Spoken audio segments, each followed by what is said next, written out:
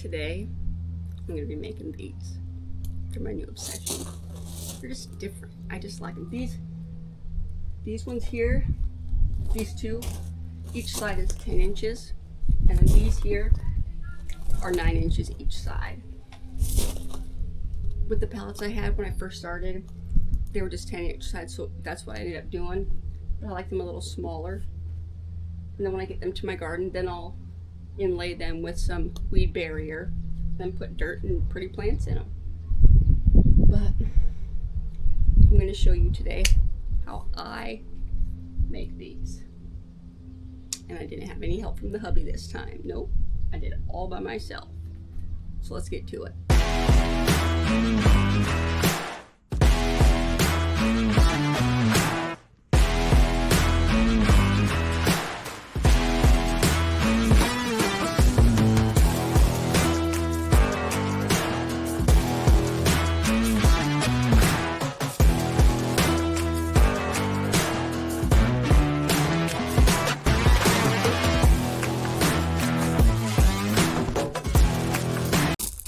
Guys, you know I like to make things with pallets, and I've made a bunch of them with pallets, but I kind of switched it up. I went to these. I got these, I think they're 6 feet, they're 72 inches, they're fence posts at Home Depot.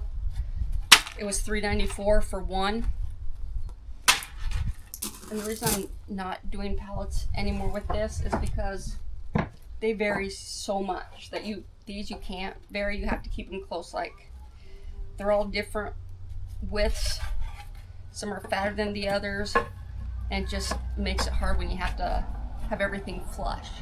So that's why I went to those. And the first batch I made were 10 inches each side, so that was 60 inches for one level per se. But with these being exactly 72 inches, 9 inches works out perfect. I can get 8. I already cut them ahead of time. So I take one of these, and they smell good when you cut them. And then I cut them into 9-inch pieces. And then after I cut them, I then a 30-degree angle both sides. And I'll put all the details in the description. And then after that, then I have to sand them. And that I already did, because you're watching this to learn. You don't want to see me cut all the wood. And so what I have been doing is I've been using 2 of these for one planter, which is a pretty good depth. There's a couple I made that are only 1, just to put herbs and stuff into. But all I've needed for this so far is just my wood. So when I use 3 of them, that's $12. This isn't bad for 2 planters.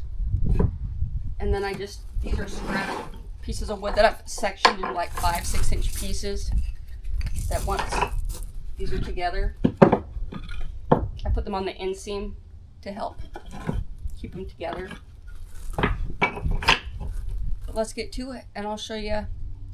My husband and I were saying there's no right or wrong way to do it. I'm just going to show you a different way to do it. So let me finish getting my staple gun and whatever else I need, and we'll get right to it.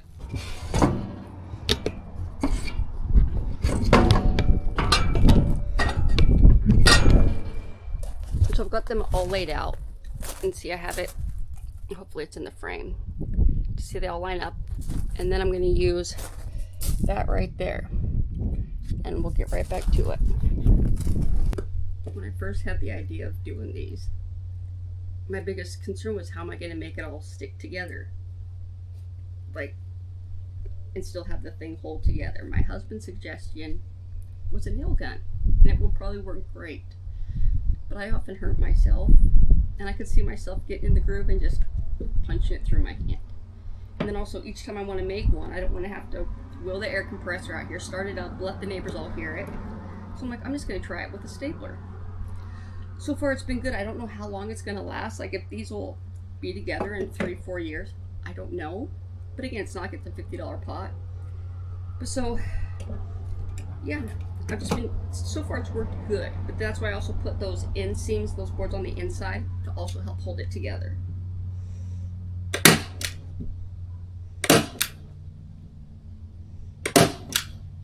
and I'll do one piece and then I flip it over, and I'll do it because once you flip it, it just starts flailing everywhere.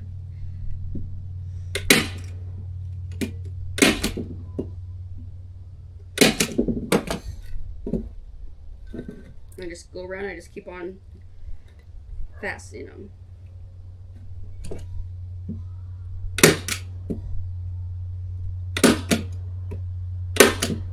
If I use, with these boards, they're a little bit thicker than pallets, which is nice, so I use about 3 staples per side per seam. I've gone through lots of staples, so if you do decide to use a stapler, a staple gun, get a couple boxes and make sure they're the right size. I didn't know there's different sizes of staples until I went there, and I thought I got them, and no, there's many different sizes. So make sure that you get staples, a couple boxes that match the stapler you have.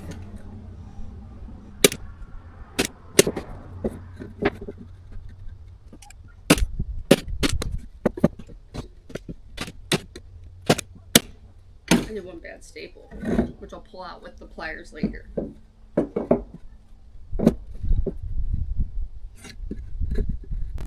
And before I do the last ones, I don't know why, but I make sure it always fits together before I staple, and I have a splitter this big or this big. Because I can't say my cuts are always flush. I try, but it doesn't always happen.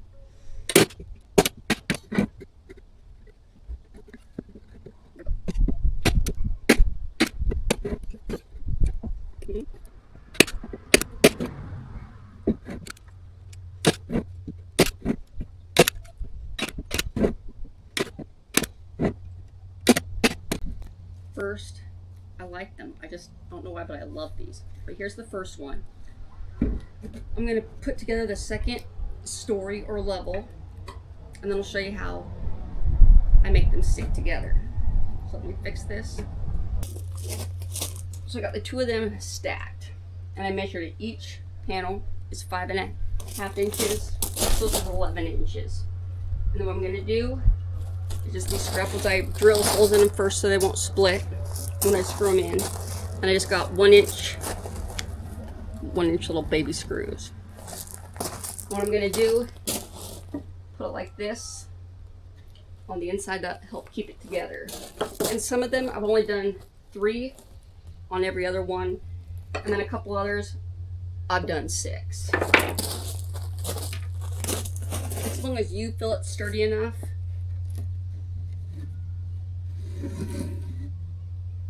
I might be too short for this right here.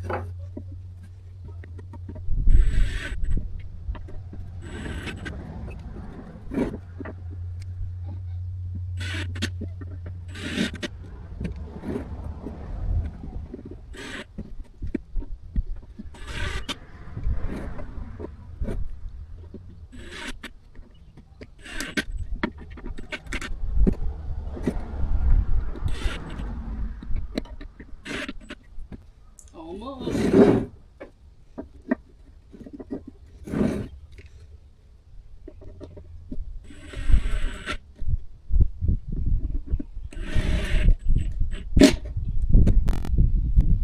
Got a little gap there, but that's okay, because I'm gonna.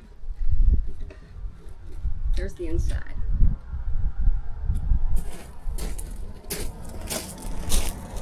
So as you can see,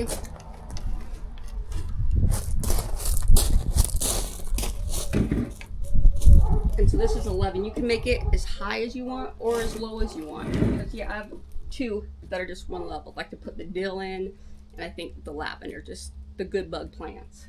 But yeah. Oh, one thing about if you buy those, make sure they're flat. Because I have a couple where you see it's not quite aligned because it's curved. So when you cut it, it doesn't exactly, it won't get flush. So just try and get the flattest ones you can if that's the route you go. But yeah, this is my obsession, and I love them. It's just different. Everybody has rectangular, square, circles. And I kind of want to make some for our catio so our cats could have something to chill in. But yeah, these are just with staples. No, I used I think it was, it's like a miter saw, but it was, I think it's a compressor saw. Same thing to me. And yeah, I just used it to cut all this. Those were just scraps. And so yeah, not bad at all. So yeah, that's just my spin on it. Is just use a staple gun instead of a nail gun.